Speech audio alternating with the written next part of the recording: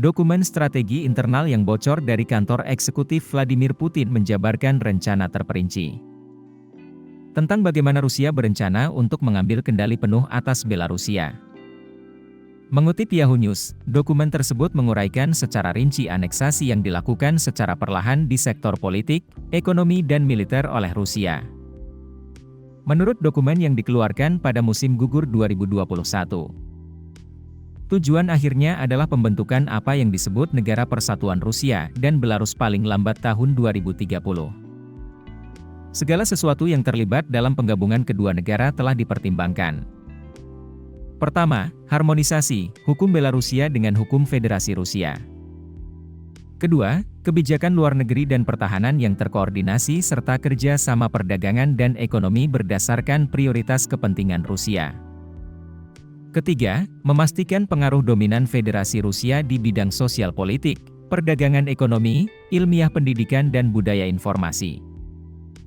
Dalam praktiknya, hal ini akan menghilangkan apapun yang tersisa dari kedaulatan Belarusia dan mengurangi status negara seukuran Kansas. Dengan populasi 9,3 juta orang, menjadi satelit Moskow.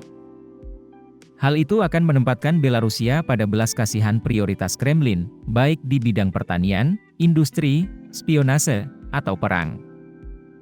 Dan itu akan menimbulkan ancaman keamanan bagi tetangga Eropa Belarusia. 3 di antaranya Latvia, Lithuania, dan Polandia yang merupakan anggota NATO dan Uni Eropa. Mengutip The Telegraph, tidak dijelaskan di dokumen apakah itu berarti mata uang yang digunakan nantinya adalah rubel Rusia. Tetapi tidak mungkin Rusia akan mengubah mata uangnya sendiri.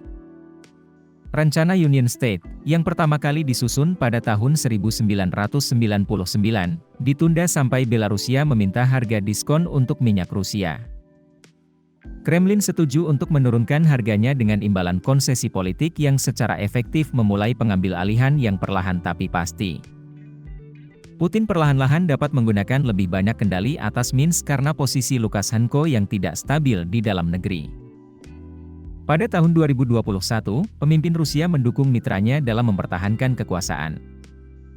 Setelah Lukashenko menghadapi pemberontakan karena mengatur hasil pemilihan presiden.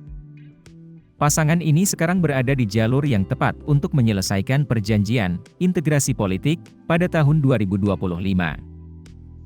Yang memperkuat sebagian besar rencana aneksasi secara tertulis. Hal ini memungkinkan Kremlin menyelesaikan pengambilalihannya dalam 5 tahun berikutnya.